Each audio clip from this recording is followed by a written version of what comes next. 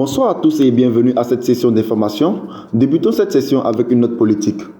Le président de l'Assemblée nationale de Côte d'Ivoire, Adama Bitogo, a appelé les États membres de l'Organisation de la coopérative islamique UPCI à une riposte concertée contre les changements climatiques. C'était hier lundi 4 mars ici à Abidjan, à l'ouverture des travaux de la 18e conférence de l'Union parlementaire des membres de l'UPCI. Passé sous le thème « Changement climatique dans le monde, quelle riposte des pays membres de l'UPCI ?» Cette 18e conférence de l'UPCI, dont l'objectif est de trouver des pistes de solutions afin de réduire les vulnérabilités face à la menace des chaos environnemental et d'adresser les nombreux autres défis qui se dressent contre le bien-être des populations des États membres de l'Union. L'UPCI, une tribune qui réunit les délégués de 54 membres pour débattre sur une thématique importante et aborder les sujets d'intérêt commun de l'Union. Il se compose des présidents de parlement, membres de l'Union ou leurs représentants, et de 4 parlementaires de chacun des membres de l'Union. Selon Adama Bitogo, président de l'UPCI, les défis posés par les changements climatiques sont immenses, mais ils sont loin d'être insurmontables. Il a invité les membres à travailler en synergie, en faisant preuve de courage politique, en proposant des schémas de riposte qui s'intègrent dans une stratégie concertée d'entraide et de solidarité en plaçant la préservation de notre planète et ses habitants au cœur de la préoccupation. M. Adama Bitogo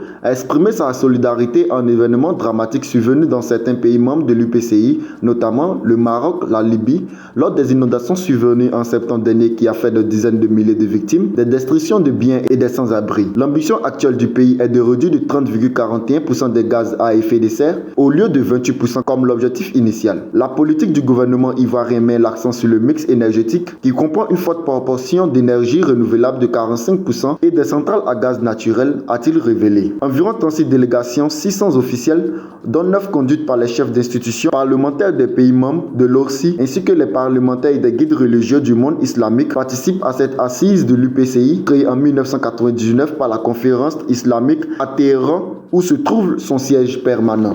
Terminons cette session d'information avec une note de société. Les membres des commissions nationales de l'Organisation pour l'harmonisation en Afrique des droits des affaires, OHADA, sont invités à mettre au cœur de leurs réflexions et recommandations les enjeux d'intégration de l'organisation dans le cadre de la révisite du traité relatif à l'OHADA. C'était hier lundi dans le cadre d'un séminaire pour révisiter et toiletter les textes du traité pour plus de complétude et de cohérence en présence des délégués de 15 pays sur 17 États membres de l'OHADA. Selon Kwasi Bena, après une première révision sur ce traité le 17 octobre 2018 et au regard de nouvelles mutations de l'environnement de l'OHADA, une réflexion sur de possibles actualisations s'impose. Plus que tous les autres actes normatifs, le traité mérite une attention toute particulière puisqu'il pose les fondements même de notre aventure commune. 15 ans après son adoption intervenue le 17 octobre 1993, à Port-Louis, a-t-il déclaré. Situant les principales dimensions de cette révision, le secrétaire permanent de l'OHADA, président Mayada Ndiaye Mbaye, a expliqué que ce toilettage a d'abord une dimension d'ordre institutionnel qui devrait toucher l'autonomisation de la Cour commune et de justice et d'arbitrage CCJA, l'arrimage institutionnel des commissions nationales de l'OHADA. Ensuite suivent les réflexions portant sur les dimensions d'ordre procédural et méthodologique qui visent entre autres à rendre les tests plus cohérents et compréhensibles. Les travaux devront déboucher sur la production d'un avant-projet